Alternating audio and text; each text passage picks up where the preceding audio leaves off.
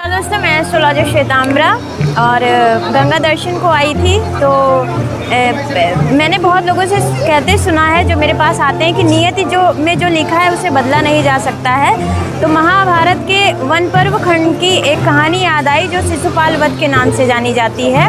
और शिशुपाल जब पैदा होते हैं तो उनकी 3 आँखें 4 भुजाएं रहती हैं और उन्हें ये आशीर्वाद मिलता है या श्राप मिलता है या ये बात होती है कि उनका वध स्वयं कृष्ण करेंगे। अब माता उनकी परेशान हो जाती हैं और कृष्ण से प्रार्थना करती हैं कि मेरे पुत्र का वध ना करें। अब चूँकि नियति जो थी उसे बदला नहीं जा सकता, तो भगवान कृष्ण भी मायावी थे। उन्होंने माता से कहा कि माता, आप अपने पुत्र की कितनी गलतियों को आप माफ़ कर सकती हैं। तो माता सोचने लगी कि अगर बालक एक बार जो गलती करेगा उसे दोहराएगा नहीं, तो कम से कम मैं 100 गलतियों को माफ़ कर सकती हूँ। तो माता कहती हैं कि मैं 100 गलतियों के अपने पुत्र को माफ़ कर सकती हूँ। तो कृष्ण कहते हैं कि ठीक है, जब 101वीं गलती ये करेगा तो मैं इसका वध करूँगा। अब आगे की कहानी आपको पता है। मैं यहाँ ये कहना चाहती हूँ कि नियति को बदला जाता है। स्वयं प्रभु विष्णु ने ये बात कही, भगवान कृष्ण ने भी अपने संदेश में कहा और उन्हें लगा और स्वयं शिशुपाल की माँ को भी लगा कि मेरा बेटा एक बार गलती करके दोबारा उस गलती को नहीं दोहराएगा।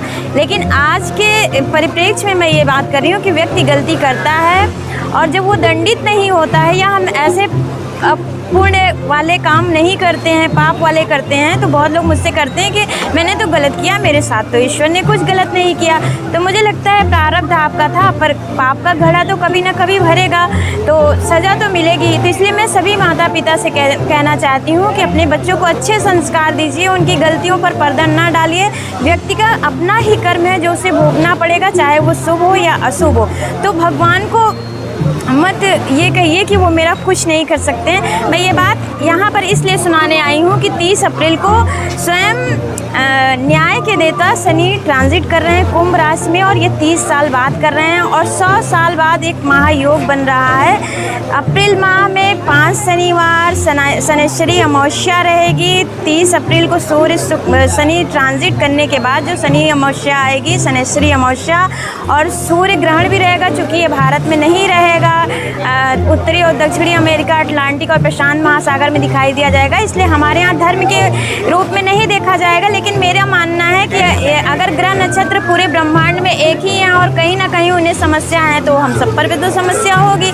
तो धार्मिक रूप पर ना देखें, पर समस्याएं तो अगर सूर्य ग्रहण लग रहा है तो हम सब पे, जिनका भी सूर्य दूषित है या बुरे ग्रहों के साथ बैठा है तो उनके साथ तो दिक्कत होगी।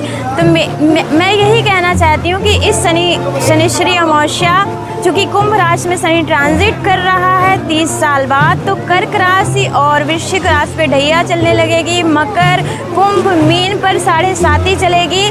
तो शनि से संबंधित उपाय कीजिए। ये संवत्सर जो चेंज हुआ है उसके राजा भी शनि है जो न्याय प्रिय है और धन के भी देवता, धन जो मंत्री हैं वो भी शनि ही बनेंगे और मंत्री बृहस्पति बनेंगे। तो अपनी बुद्धि ज्ञान के चक्षु से न्याय वाला कार्य करिए और हो सके तो शनि को दीपक दिखाइए, पीपल में जल चढ़ाइए, शनि शिव स्तोत्र पढ़िए, पितरों के नाम अमावस्या को दान पुण्य करिए। हमारे पितर भी प्रसन्न होंगे तो हमारा कार्य होगा।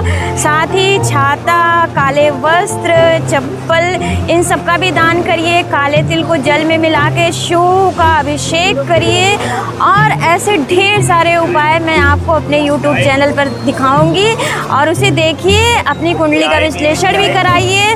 साथ ही जिसने अभी तक लाइक नहीं किया है, मुझे सब्सक्राइब नहीं किया है, तो मेरे YouTube चैनल एस्ट्रोलॉजी विद श्वेताम्बरा को लाइक कीजिए, सब्सक्राइब कीजिए, शेयर कीजिए। इंस्टाग्राम और फेसबुक पर मुझसे जुड़िए, ढेर सारे अपने प्रश्नों का समाधान लीजिए। यूट्यूब पर आप मैसेज डालकर मुझे फ्री ऑफ कास्ट सजेशन ले सकते हैं। बाकी पेड सर्विस है, आप वहाँ अपॉइंटमेंट लेके अपने कुंडली का विश्लेषण करवा सकते हैं। और अगर कुंडली नहीं भी है तो भी आप प्रश्न पूछकर समाधान ले सकते हैं। तो शनिश्चरी अमावस्या सूर्य के शनि के ट्रांजिट करने का और बैसाख महीना चल रहा है। भगवान हरि के साथ विष्णु और माता गंगे की भी उपासना कीजिए, पवित्र नदियों का स्नान कीजिए। माता गंगा सबका कल्याण करें और हमारे मानसिक, वाचिक और कायिक पापों को दूर करें, हमारे मन में शुभता आए और हमेशा हम लोग शुभ कर्म की ओर प्रेरित हो। माता पिता का आशीर्वाद लीजिए, बुरे कर्मों से बचिए। और मैं इस भारत भूमि में हूँ और मैं अपने भारत भूमि में रहकर गौरवान्वित महसूस करती हूँ। साथ ही मैं हिंदू सनातन धर्म से जुड़ी हूँ और इसके उन्नति के लिए हमेशा कार्य करती रहूँगी। तो मेरे साथ जुड़ने के लिए धन्यवाद। हर हर गंगे, नमस्कार, जय हो गंगा मैया।